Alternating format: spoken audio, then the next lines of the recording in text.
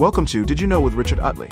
During this 1-hour program, join us as we take a look at today's headline news, Richard's views, history, inspirational interviews, and much more. Did you know this program airs every first and third Tuesday at 11 a.m. on Facebook and YouTube? Here's Richard. Now sit back and enjoy today's featured presentation.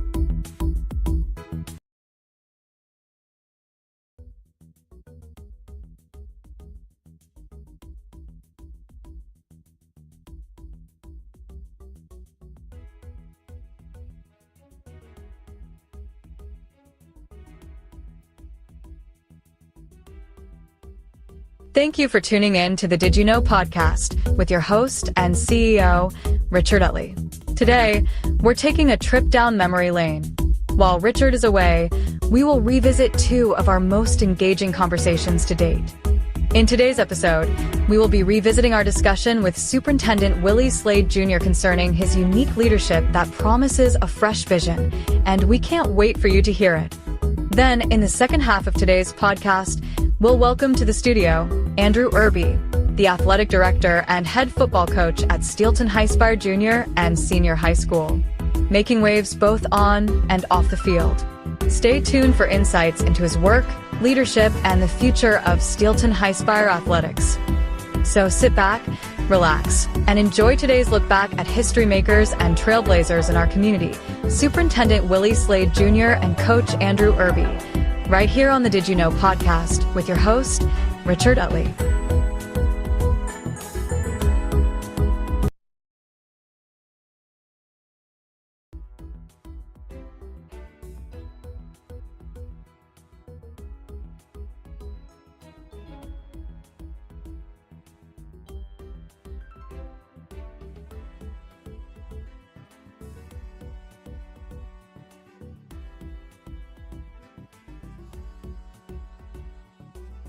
I mean, you had Coach Bubba Willis, you had Siegel, you had Lou, and you had those people who tried to help mold you. So it's important for you to take back and give back to the community. And I want to commend you on giving back to the community because I think it's very important. I think that sometimes we, all of us, can offer something back. Everybody's not an athlete. Everybody is not good at that. But we're all good at something. You might be good at music. And I think one of the things that we have to start doing, especially, is that we have to start patting everybody on the back now. Not later on. I mean, you had a foundation. There's no question you had a foundation. And so, you were going to succeed. What do you do for those kids? This, they may not. It's going to be rough for them. My biggest concern has always been, it's not the smartest kid I worry about because they're going to be all right. It's the one back there in the back there that's labeled or been put down. How do we help them so we don't lose them? That's a very important thing. And sometimes people don't say you were a good athlete, so you were going to do okay. Folks, y'all probably don't know this, but I was going to be a good athlete too. So I did all right too, okay? So success came to me athletically pretty easily. But what about that kid that's trying everything they can do, but how do you give them hope? Great question. I've always evaluated every situation. I think the biggest thing as mentors and adults, we have the opportunity to either help a young person or hurt a young person. So I think the biggest thing and what I believe in is first build a connection to let them know you care. Find out what they're motivated by, give them tools, and help them monitor small steps for success, but also their belief system. Because a lot of times kids that struggle, you almost have to rewire them and give them a support system and build them up so that they have an understanding of that they can be successful. But I think it all really comes down to the biggest thing is relationships, taking that barrier down, finding out what drives the kid, finding out what the hardships are, and finding out what they love and what they're motivated by. And then if you do get to a kid that have challenges, dig deep enough to find out why.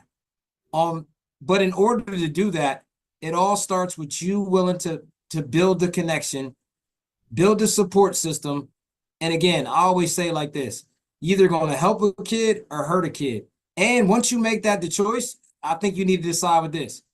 By you not helping the kid, can you sleep at night knowing that you didn't help? That's one of the hardest things is we very rarely have kids where they're dismissed from the team, because I think the thing is with us is my philosophy is I'm going to help before I hurt. And just digging away and just building that relationship. But it really comes down to a connection, and then providing them with a support system of belief. Like you talked about, the positive self-talk. Again, peer feedback is extremely important. Sometimes we'll get kids that struggle with adults. So the best thing is surround them with kids who've necessarily been down that road or have an understanding of it, because the most important feedback sometimes is peer-to-peer feedback, where maybe their kids that was their age, where they could say, hey man, I struggled with grades too.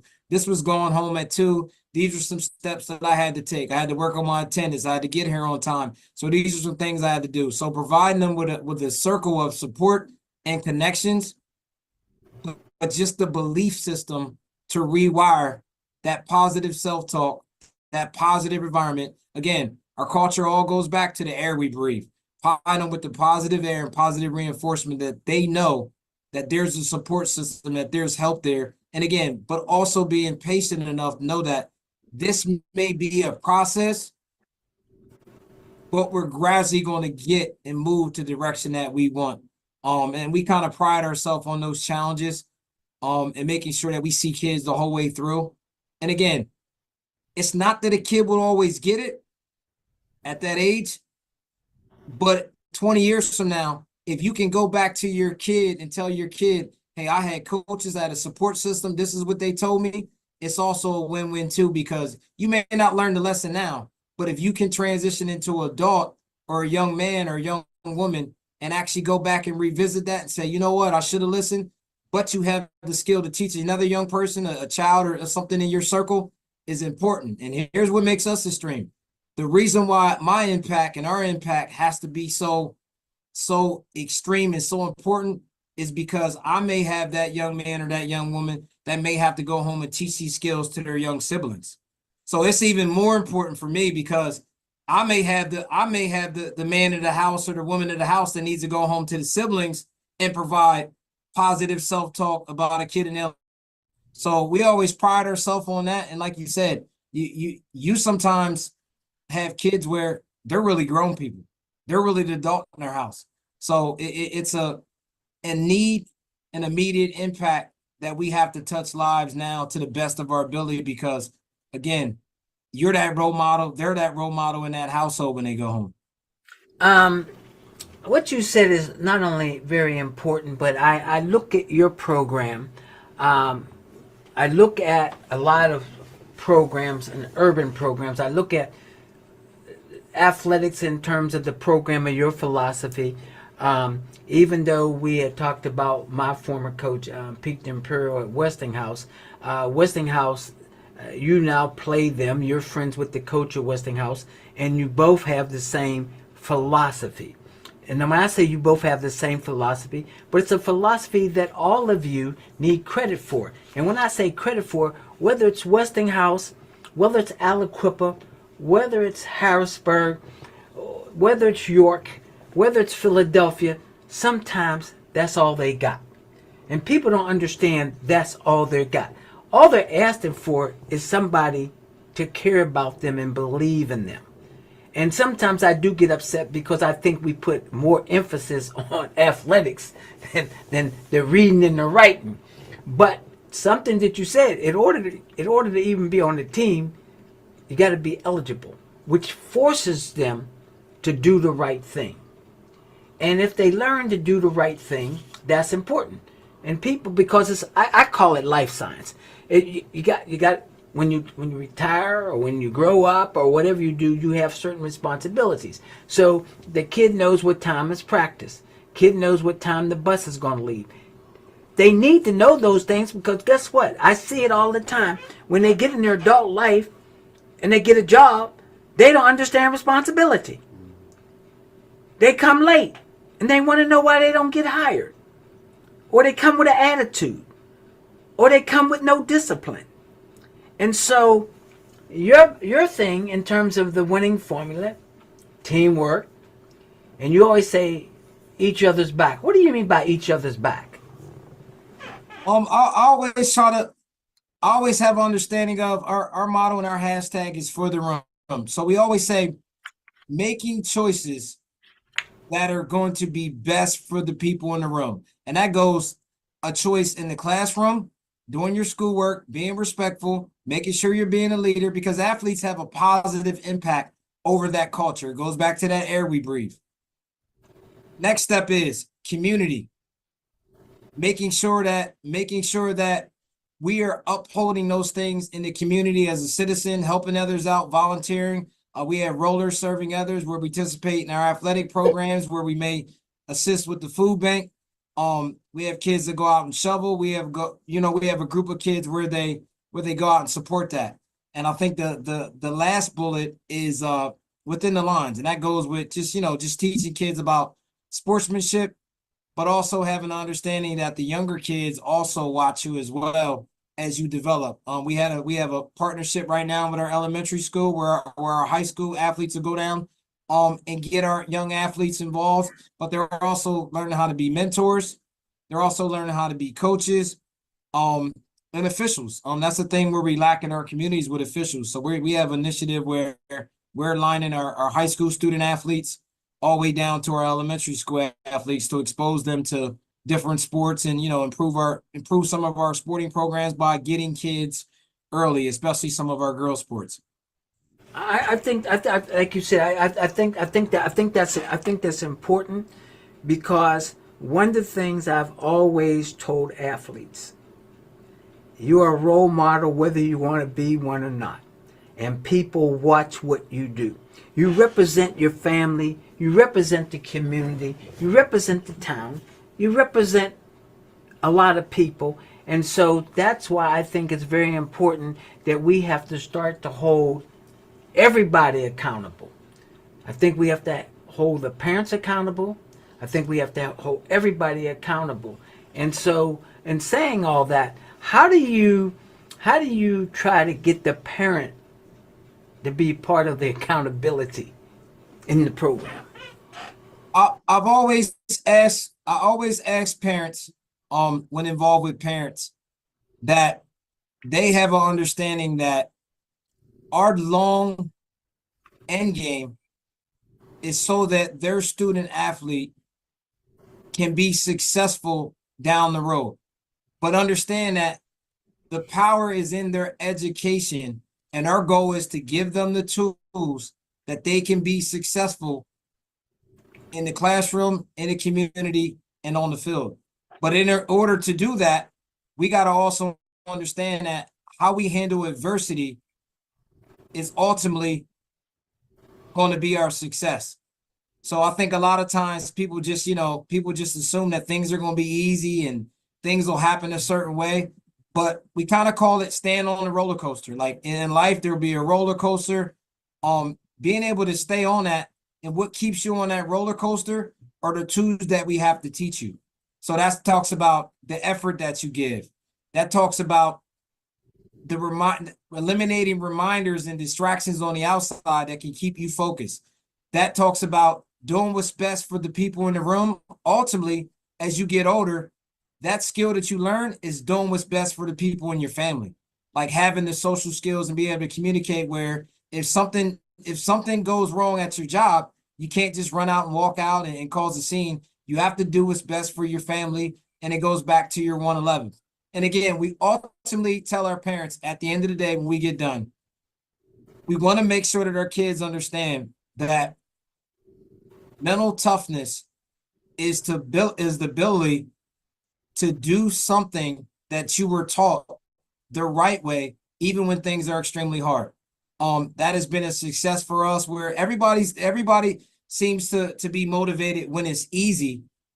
What this game and what life teaches us sometimes how to respond to adversity, and do we have the motivation and the positive self-talk and be driven within our vision to still do things what's best in the room, which ultimately, as you get older, will ultimately be your family.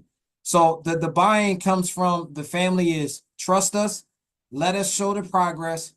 And again, as you start to get players who are successful that go on to do some positive things, what it does is it lets parents trust, and it's not based off being verbalized. The actions show a little bit more than, like you said. I think we have 4 kids that are police officers in our program that graduated through our program. Right now, we have at least 17 kids that are in school over the past 5 years.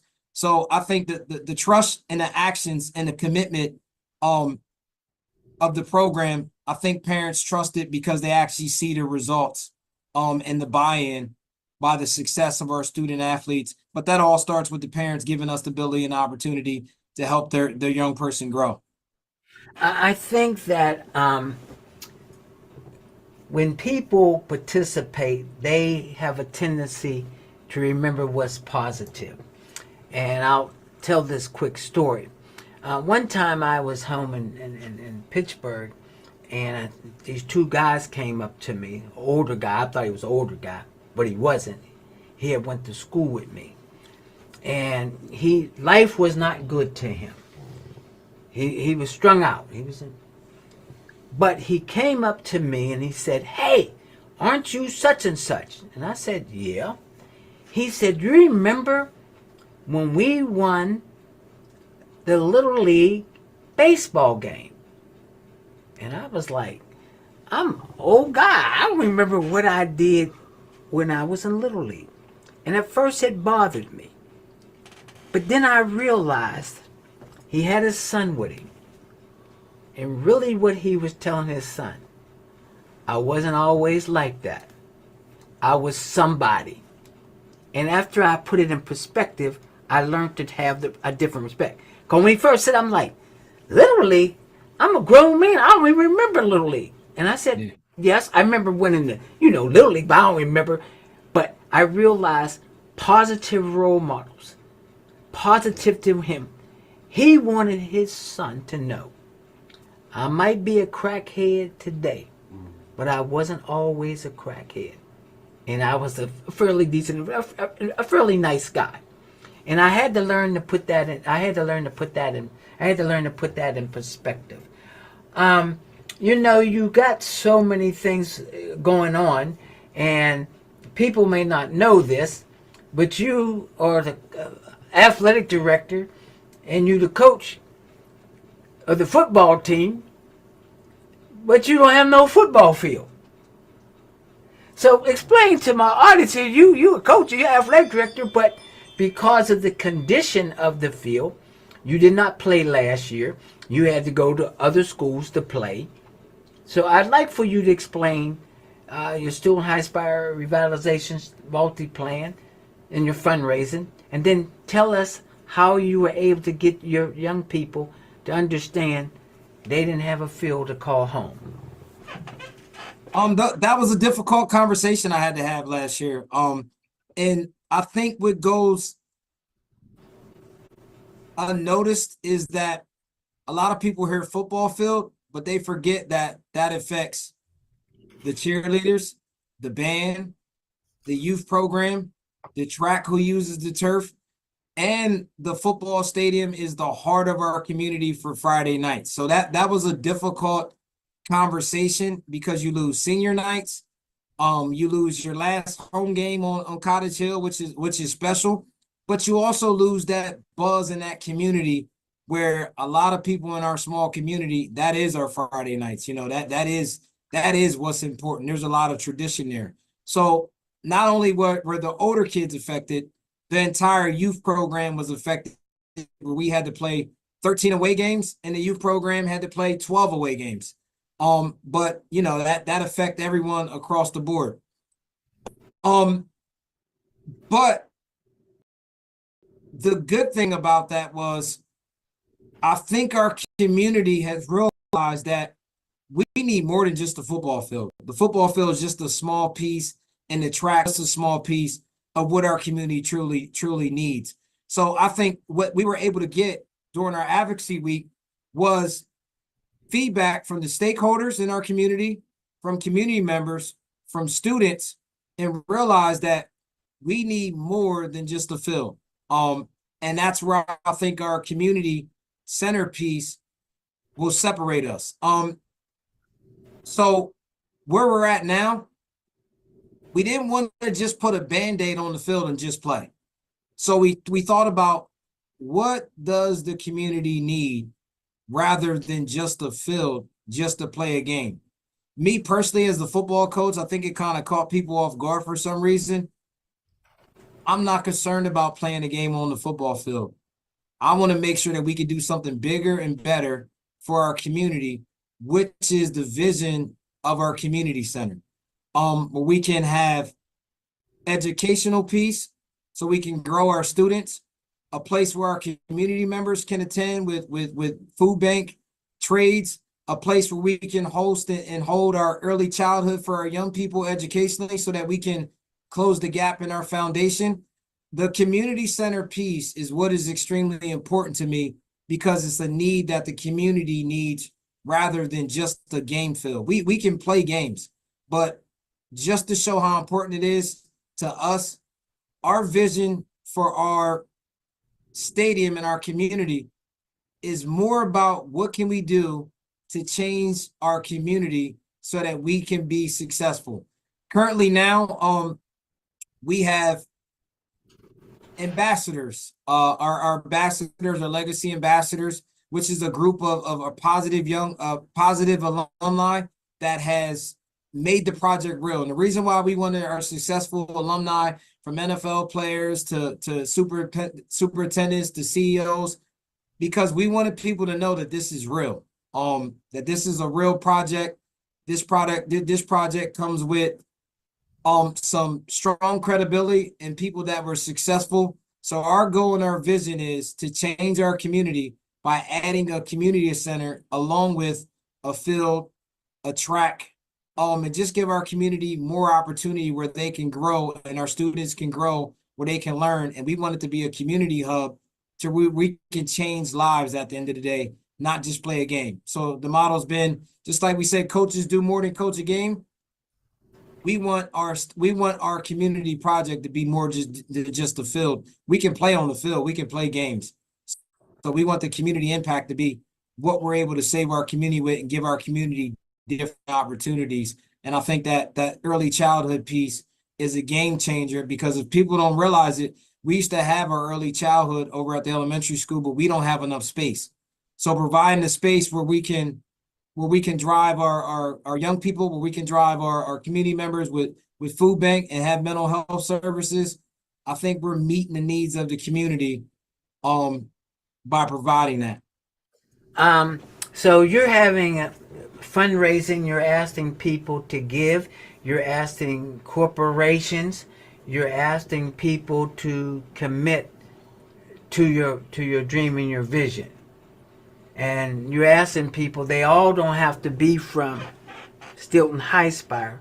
They can be anybody who sees the need to help develop your little town, just like Aliquippa had their little town, and they had support, and different neighborhoods have support where they don't have the tax base, and they have people who's living from day to day, paycheck to paycheck.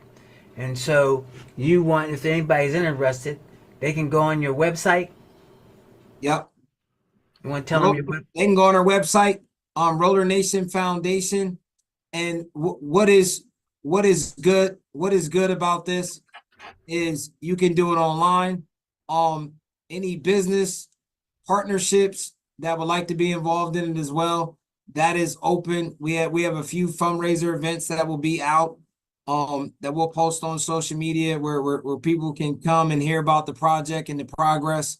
But it's important that we understand that this project cannot be supported by our school district.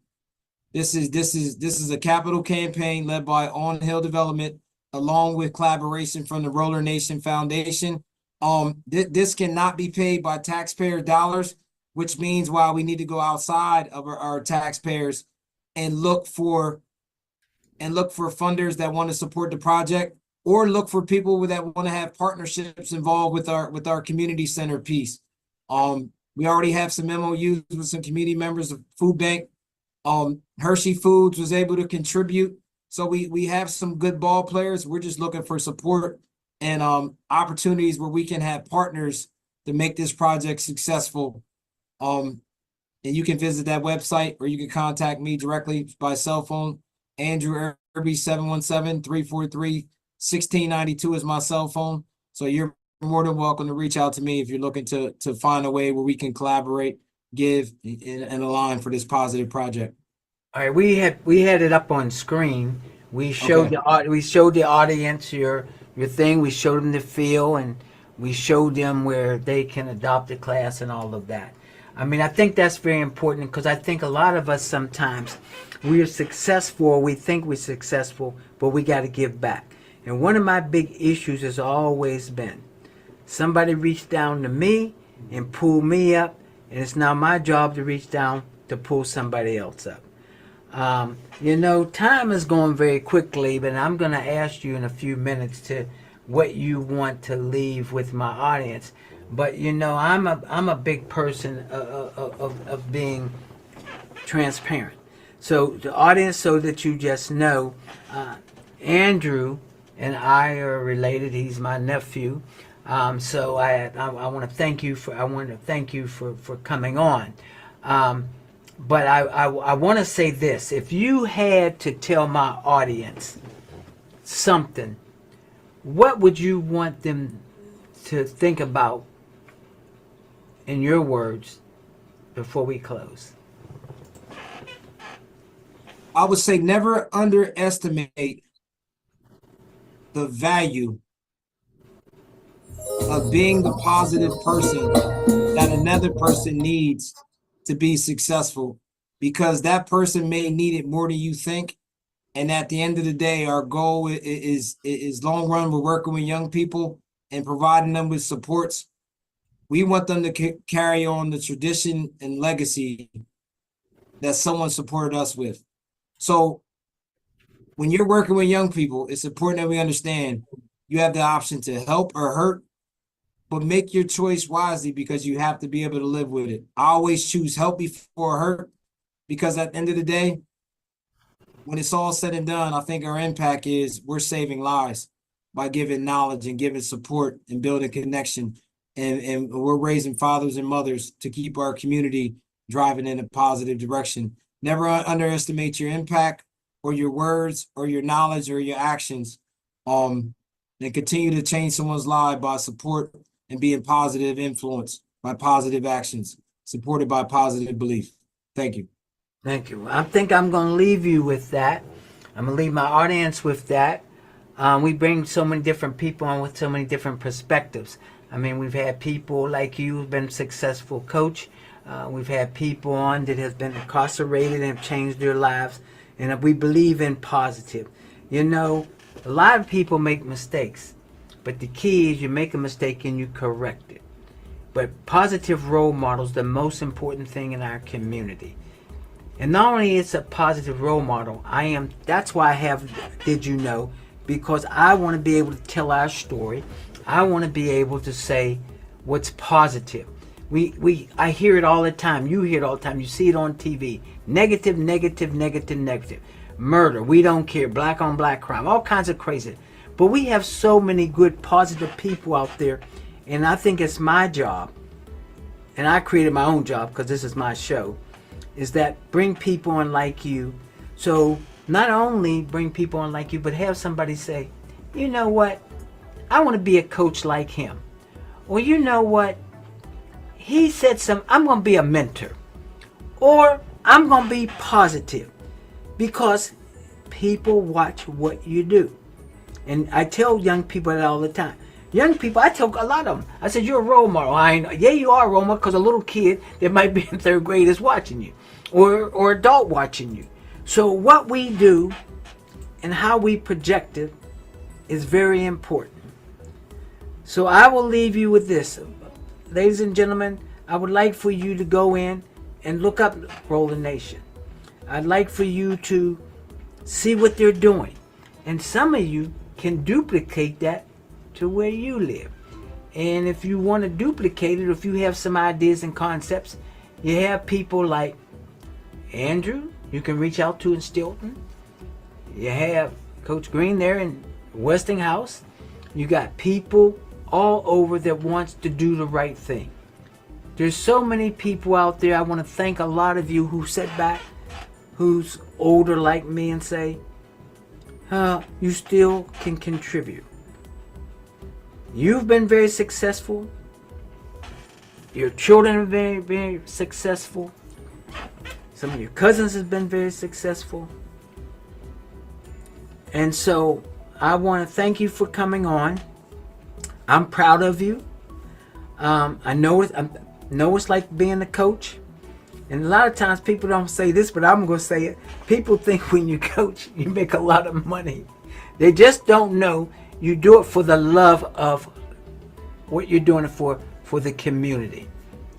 Because I can tell you this, that little money they give you is nothing, because when I coached, I didn't make no money because the kids was hungry. They wanted this, they wanted that. And we ain't going to go back to all the kids you know that you loaned, and they ain't paid you back yet. And if you charge them interest, you would be rich. Yeah, you ain't lying. Huh? You'd be rich if they paid you way back. But I think I want my audience to remember this. We all can do something. We all can help in our community, because we all can play a very important role. And you may not be Andrew Erby, and you may not be Richard Utley, but you are who you are, and you can be just like us.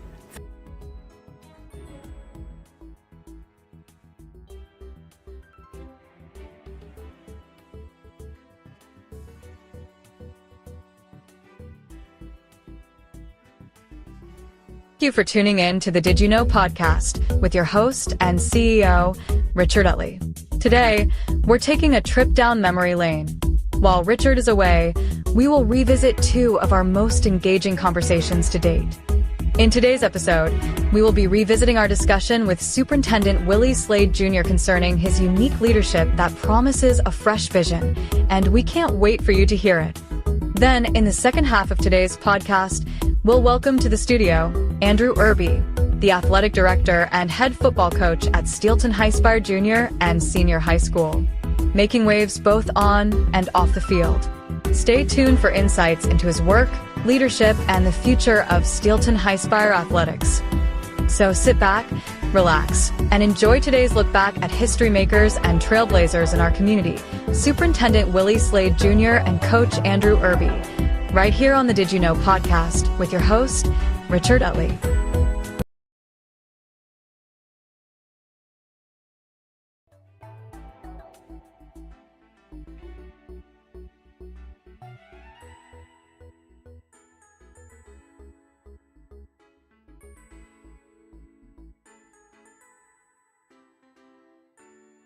The next one to come in. A lot of people don't understand this, and you can just articulate on this a few minutes. You do have students, but not only in Steelton now, because they're all over. Even though this program reaches some people in Philadelphia and Pittsburgh and all over, it could be anywhere. Some of the problems are the same. So would you say at the same time, people need to understand there are kids that are homeless. Yes. People don't realize, we all assume every kid goes to their house. People really don't understand there is a student homeless population. Yes. It's unbelievable. Like I would have never thought about that until I started working in our student services department and actually dealing with that issue. But it's a big thing all over the place, not just here. I mean, and it got bigger during COVID.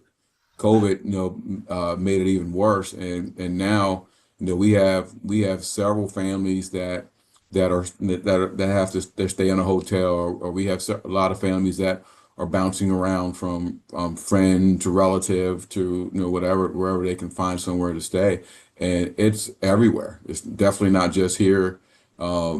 It's in all our local schools. It's all statewide, nationwide.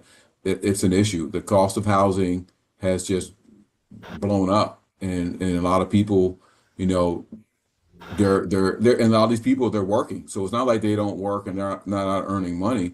It's just, you know, the amount that they make just isn't keeping up with the cost of housing, you know, and a lot of our population are renters. So when we had that, you know, during COVID and right after COVID, when the rental prices just started to just, you know, balloon and go up and up and up, the amount their paychecks couldn't keep up, didn't keep up. So a lot of these people were forced to, you know, try to find different places to live, and it just caused a huge problem for. And a lot of people don't realize that that's an extra cost on school districts as well, because, you know, we have to, you know, if a student, say, if a family loses their home and they're forced to live in a hotel, and there's no hotels in Steelton-Highspire, so they might be in a hotel in Harrisburg or out in Susquehanna Township or whatever, but they're still our students. So we transport those students back, you know, back and forth to school and to wherever they're staying. Well, that's an extra cost to the district. A lot of people don't realize that you know, those problems that face our families also face the district, and, you know, ends up facing the taxpayer, and it all comes down to our society's inability to control, you know, the cost of housing. And so it doesn't just affect those individual families, it ends up affecting everybody, because it's everybody's tax money that ends up paying to help these families out. So, you know, it's important. I know I heard your opening when you were talking about people getting involved in voting and getting involved in politics. You know, it's a big reason for that. You know, we need to figure out a way to make housing affordable, because it does affect everybody. It doesn't just affect those people that need housing. It affects us all in the long run. So that's good to know, because a lot of people did not know that. People don't know that if they live out there, you're responsible for the transportation. And I'm glad that you brought that up. Also, I want to bring up hunger. And the reason I bring up hunger, it's very important because a lot of your kids, or kids all over, go to school for lunch or breakfast or whatever, because they need a snack. People don't understand there's a lot of kids out there, that's where they look for their major meal. And sometimes I know for a fact that I belong to Rotary, and we raise a pancake breakfast for a school district, and the object is to be able to provide assistance on the weekends, to give them a little bag to go home with, so they can have something to eat. Because people don't realize, if there's no school, a lot of times they don't eat. yeah, I mean, we have breakfast and lunch for our students, and you're 100% correct. For some of our students, those are the best meals that they get during the day. And so when school isn't open, or during the summertime when school isn't open, you know, some of these families, they struggle. Now, we do have a very, very good social worker here that works for our district, and she does a great job of helping families to get to the food pantries that are available, and she does a great job of helping families get food. But it's a struggle, you know, and it's a struggle, especially when school's closed, or in the summertime when we're not open, for some of these families to get that help. And a lot of our families don't have transportation, so if it's not somewhere that they can walk to get that extra help, it even makes it even more difficult. So you know, and we're in our community, we're a food desert. We don't have a grocery store, you know, in our community. So it you know, like I said, if you don't have a vehicle, even if you have money, you have the means to buy, but if you don't have transportation, it's difficult, because, like I said, we don't have a grocery store that's within walking distance in our community. So if you don't have a car to go out to Union Deposit or to Middletown, or to, you know, Klein Village in Harrisburg to get to one of the grocery stores, you're still struggling, you know, because we don't have that in our community. So, you know, for a lot of our families, it is a struggle. I'm glad you brought that up, because people don't understand, even though that's still, people don't understand the boundaries of communities. People don't understand if there's no buses. People don't understand if they don't have no transportation. People don't understand why a lot of mom and pop stores, they're there because, and they spend a lot more money than you would normally pay if you went to the grocery store, is the ability because they can't, because they just can't go. And I'm glad that, you know, sometimes we look at things we take for granted how we are, and we drive past and we want to know why this person isn't that. Let me ask you real quickly, based on the violence, based on the homeless, what is your most important thing in terms of you trying to educate these kids to let them know there's a better life ahead? Well, the one thing the first thing that we try to do here is to make sure our kids understand that we support them. We, you know, we tell anybody that we hire here at Steelton-Highspire that, you know, the number one thing you have to be able to do is support and care about our kids, because if you don't care about our kids know it, and they're not going to respect you if they don't think you care about them. So that's the number one thing, is making sure that you care about the kids. The second thing is just making sure that we're providing the support that our kids need. You know, we have several different counseling services that we provide to make sure that any student who's going through any issues, or whether it be, you know, any type of trauma, we have resources for those students. But then academically, you know, the big thing is, you know, the one thing that I you know, when I got this position, which, you know, to be the full transparency, this wasn't a position that I was looking to get or trying to get or be even expected to get, but circumstances, you know, things happen. But the one thing that I told the school board, and then I met with our principals for both of our buildings.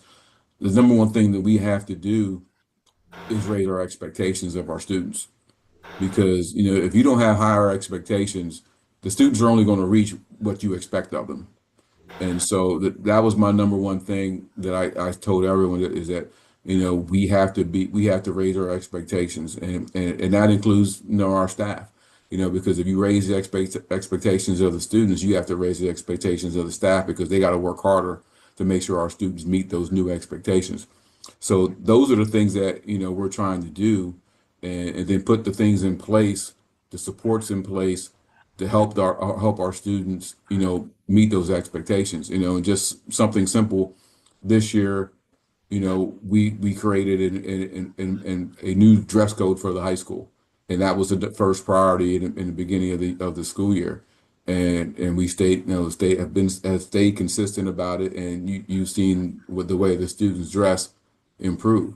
Well, the second part of the year now, we've instituted a ban on cell phones. Students aren't allowed to have cell phones during the school day, and, you know, you already see the results. It's just so much more.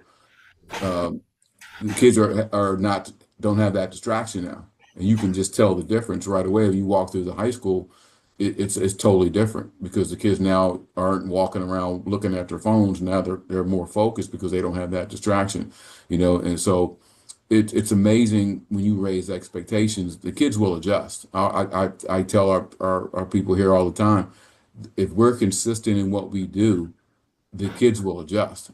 You know, kids will adjust to anything as long as they have consistency around them, and those two little things has made a difference at the high school, you know, in just a short time period. So, you know, now we're talking about doing more things to, like I said, raise the expectations to help our kids succeed, because that at the end of the day, our number one job as educators is to prepare the students for life. And if we're not doing what we need to do to help them, prepare them to be successful, we're failing them. And so a lot of that goes into making sure that they have what they need to learn those skills to be successful. Because if they can't be, you know, if they're not having their issues dealt with, and they're coming here and they're dealing with all these problems, and we're not helping them solve those problems, they're not going to be in any condition to learn.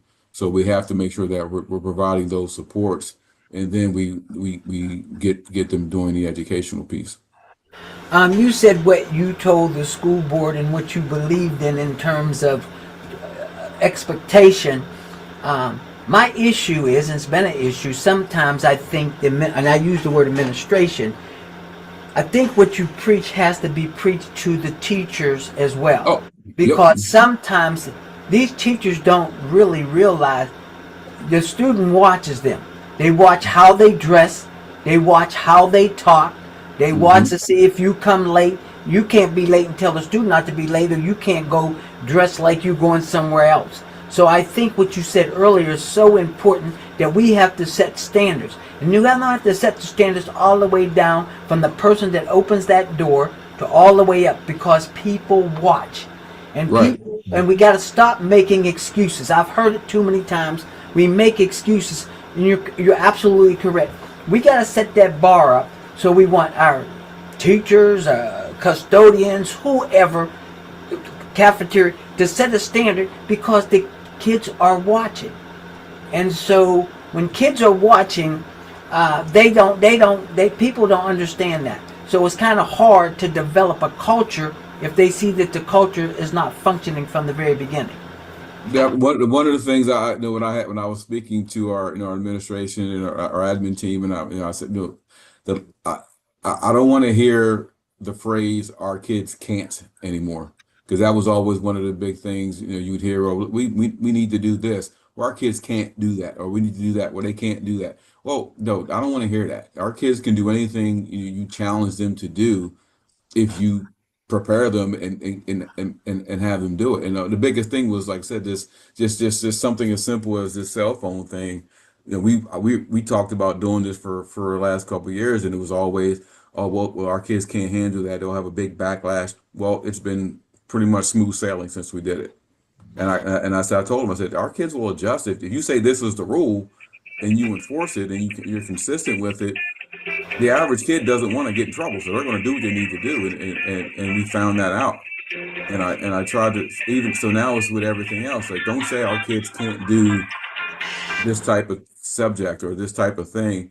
Give them the opportunity to try, and then give them the supports that once they try, you see where they're failing at. Give them the supports to improve, and then they'll be able to do it.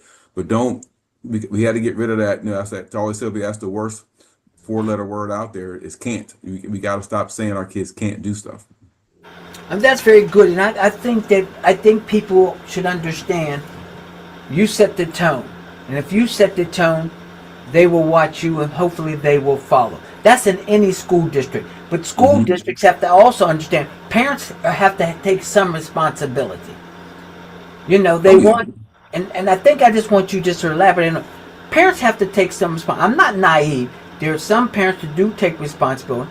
There's some kids that are parents that are kids too. So you're dealing with kids having kids. So you're dealing with a bouncing ball there. But what do you say to parents in terms of they need to take some responsibility?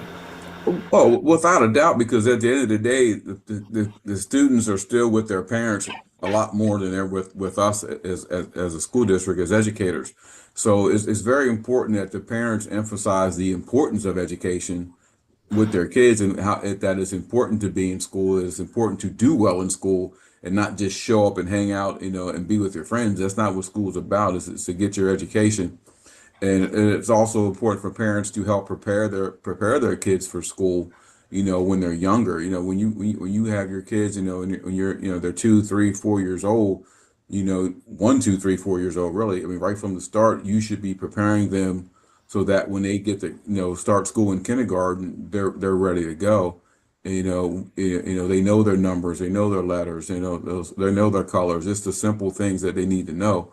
So, and then, like I said, support when the teacher calls home, listen and support the teacher and what they're trying to do to help your student.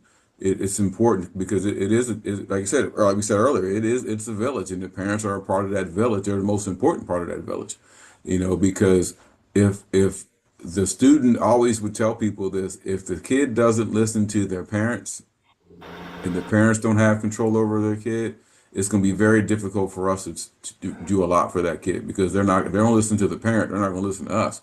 So if the parent is telling the kid, hey, you need to make sure you're doing your homework, making sure you study, and then when the teacher says it on top of that, we're going to have something, because they're hearing it at home and they're hearing it in school.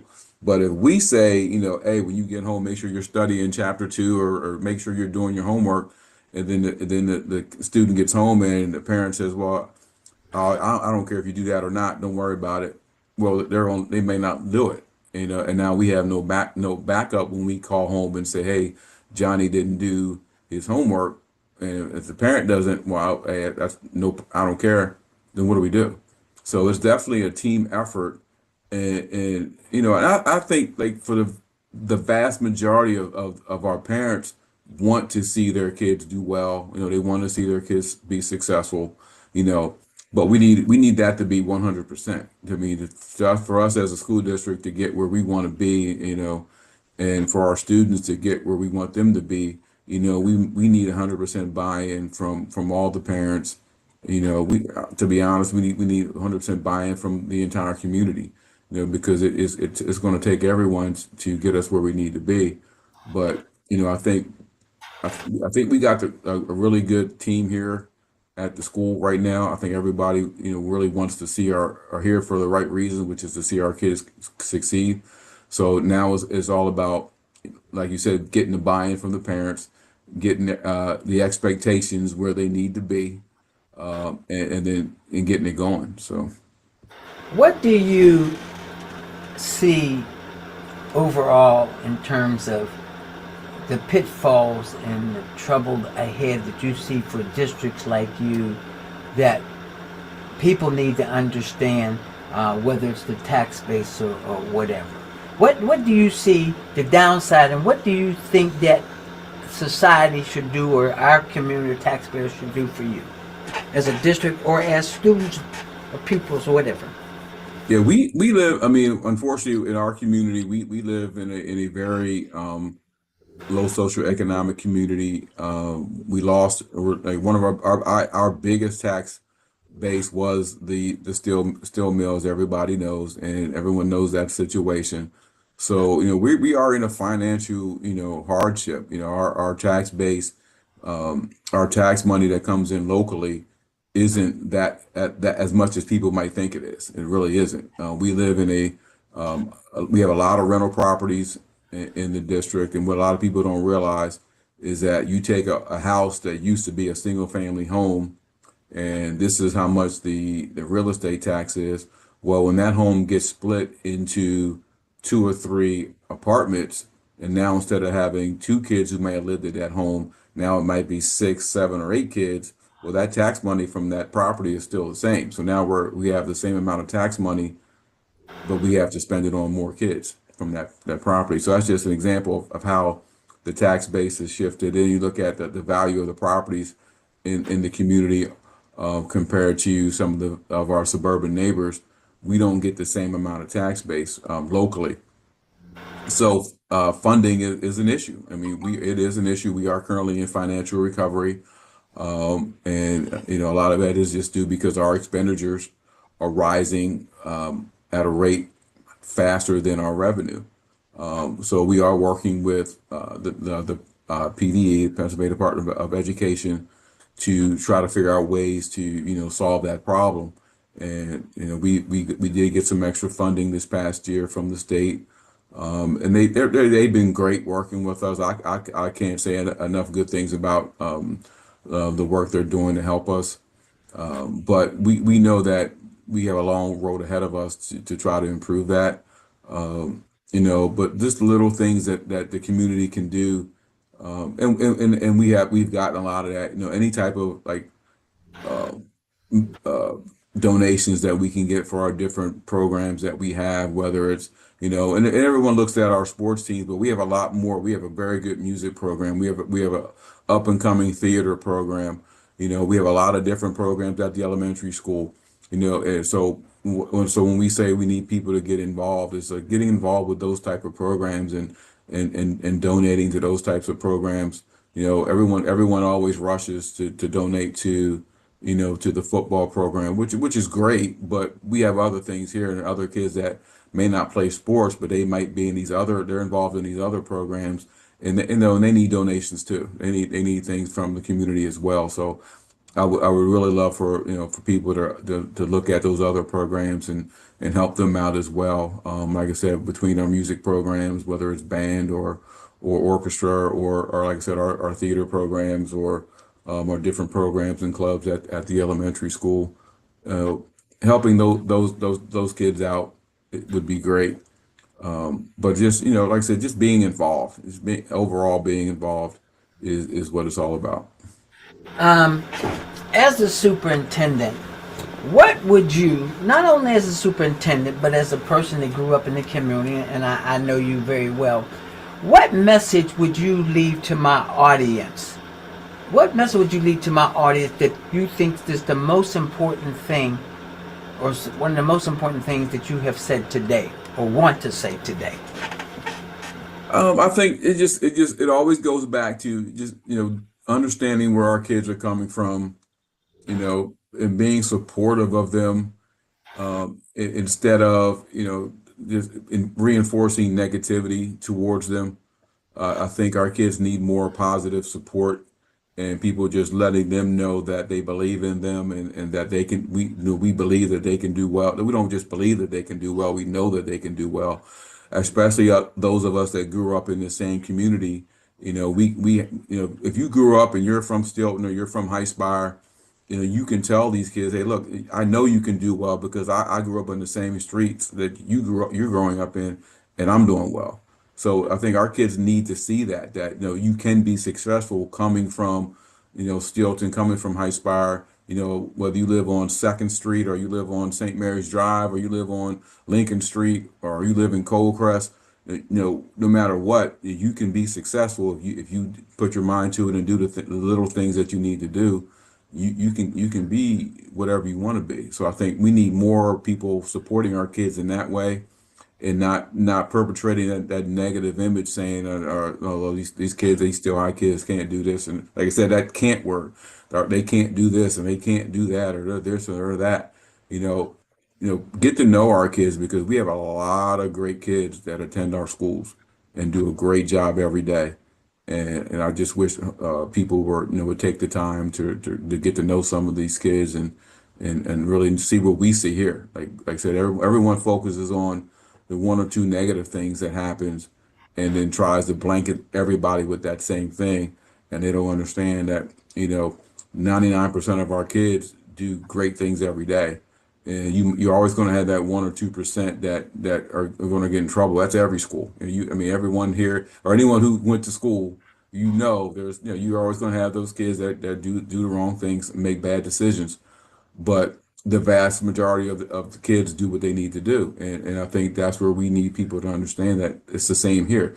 The vast majority of our kids do great things every day. I think what you said can be duplicated in many districts. I think what you said can be all over what you just said. And I'm going to say this, and I'm going to end my program. Taxpayers, parents, you have a responsibility as well to not let the school district off the hook, vice versa. Neither one should let either one off the hook.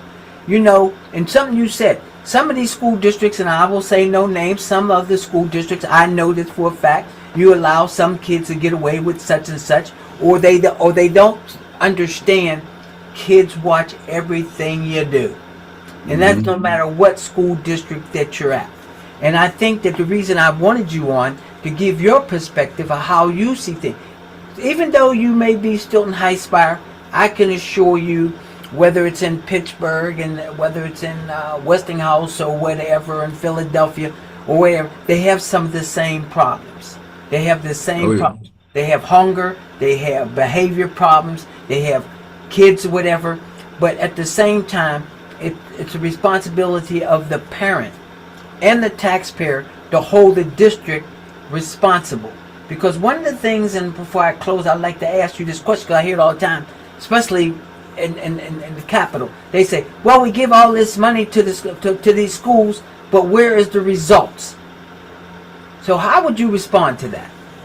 Well, I think the results are what you see every day. You see, like I said, you see kids being successful and doing great things. That's the result. I don't know. Like I always look at that, and I think people when they ask about results, don't look at kids and they look at test scores, they look at, whatever. And I said, look at the kids. What are the kids that when they leave here, when they graduate and, 3, 4, 5 years down the line, what are those kids doing?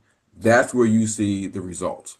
The results aren't what the kid does on June 3rd when they graduate. It's what's going on with that kid, 3 to 5 years later. Are they being a productive citizen in the communities?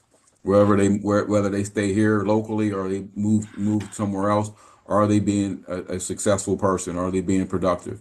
And to me, that's where you see the results. And I think sometimes we get so caught up in test scores that we forget about the kid, and because to me, the kid is more than just a test score, because I've always believed that test scores don't always tell you everything, because I'm sure there's kids who do great on the test, but are they doing great in life?